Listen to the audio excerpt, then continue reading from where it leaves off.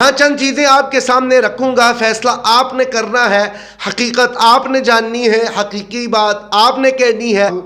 اقرار الحسن ہو یا حق خطیب حسین بادشاہ، میں ان دونوں میں سے کسی کا طرفدار نہیں ہوں اور نہ ان دونوں میں سے کسی کی وکالت۔ بسم اللہ الرحمن الرحیم۔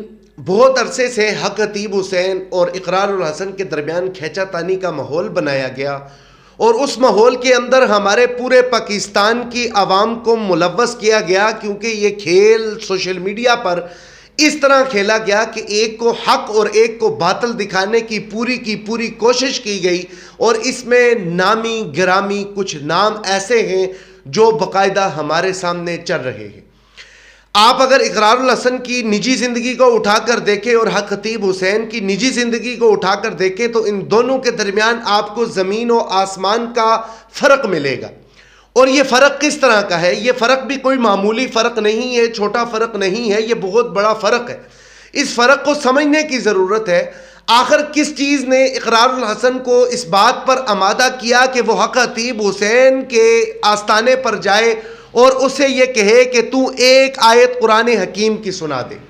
یا کس چیز نے اس کو اس چیز پر آمادہ کیا کہ تو حق خطیب حسین کے پاس جا اور اس کے سامنے جا کر مناظرہ کر، اور مناظرہ بھی اس وقت کر جس وقت پاکستان میں الیکشن کا ماحول ہے، اور الیکشن کے ماحول میں الیکشن کی جو باتیں ہیں جو لوگوں کے ذہنوں کے اندر گھر کر چکی ہیں، اور یہاں پر ایک بہت بڑا کردار جو الیکشن کے اندر ہونا تھا اس کو عوام کے درمیان ختم کرنے کی بہت کوشش کی گئی، لیکن اس وقت ہماری عوام جو ہے وہ ہوشیار نکلی۔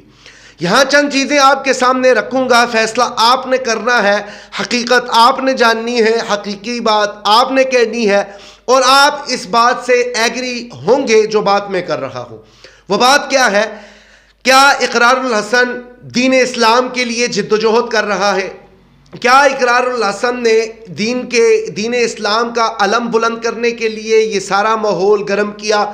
کیا دین کی ہجو سرائی ہو رہی تھی؟ کیا دین کو بدنامی کا خدشہ تھا؟ کیا دین پر بہت بڑی مشکل آ پڑی تھی کہ اقرار الحسن کو اس وقت کا مرد مجاہد کہا گیا؟ اقرار الحسن کی جو اپنی زندگی ہے، جو نجی زندگی ہے یا جو سوشل زندگی ہے، یہاں ایک بات یاد رکھیے گا جو بات آپ کے سامنے کرنے لگا ہوں۔ اقرار الحسن ہو یا حق خطیب حسین بادشاہ، میں ان دونوں میں سے کسی کا طرفدار نہیں ہوں اور نہ ان دونوں میں سے کسی کی وکالت کروں گا۔ بات یہ ہے کہ اگر ایک طرف اقرار الحسن ہے تو وہ بھی سوشل میڈیا پر ایکٹیو ہے، اور دوسری طرف حق خطیب حسین بادشاہ وہ بھی سوشل میڈیا پر ایکٹیو ہے۔ دونوں کو اپنی ٹی آر پی چاہیے، دونوں کو اپنے ویوز چاہیے، دونوں کو اپنا نام سوشل میڈیا پر زندہ رکھنا ہے۔ اقرار الحسن کا یہ پہلا معاملہ نہیں، اس سے پہلے بھی اقرار الحسن بہت ساری چیزیں عوام کے سامنے کر چکا ہے، اور بہت سارے ایسے کیسز ہیں جس میں اقرار الحسن نے لوگوں سے معافی مانگی ہے، اور وہ چیز سوشل میڈیا پر پڑی ہوئی ہے۔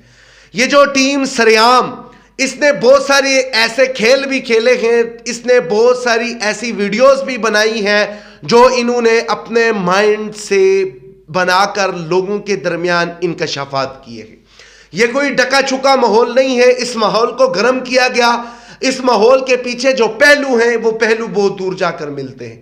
ان پہلوؤں کو دیکھنے کی ضرورت ہے۔ عوام آج کسی کو حق پر اور کسی کو باطل پر، کبھی یہ کہہ رہی ہے کہ فلاں باطل ہے اور فلاں حق پر ہے، تو ان چیزوں سے ہمیں نکلنا ہوگا۔ وہ نکلنا کس طرح ہوگا؟ یہ سوچ مجھے اور آپ کو بیدار کرنی ہے۔ اس سوچ کو میں نے اور آپ نے اپنے نوجوانوں کے اندر لانا ہے کہ دو آدمی جن کا کوئی تعلق نہیں ہے کہ اگر وہ کوئی کام کر رہے ہیں یا نہیں کر رہے، دین اسلام پر، اسلامی معاشرے پر ان کے کوئی اثر مرتب نہیں ہو رہے، لیکن اس کے باوجود انہوں نے میدان کو اس طرح سجایا ہوا ہے کہ اگر ایک جیت جاتا ہے تو وہ اپنے علم کو بلند کر لے گا، اور جو دوسرا ہار جاتا ہے تو اس کی ہار کی شکست کی وجہ سے وہ اپنا جو کام ہے وہ بند کر دے گا۔ آپ کلر سیدہ جو بلاولہ شریف ہے، حق خطیب حسین کا آستانہ ہے، وہاں پر جس وقت اقرار الحسن گیا، اور اقرار الحسن اور جس وقت حق خطیب حسین کی درمیانی بات ہی وہ بھی سوشل میڈیا پر بہت عیاں ہے۔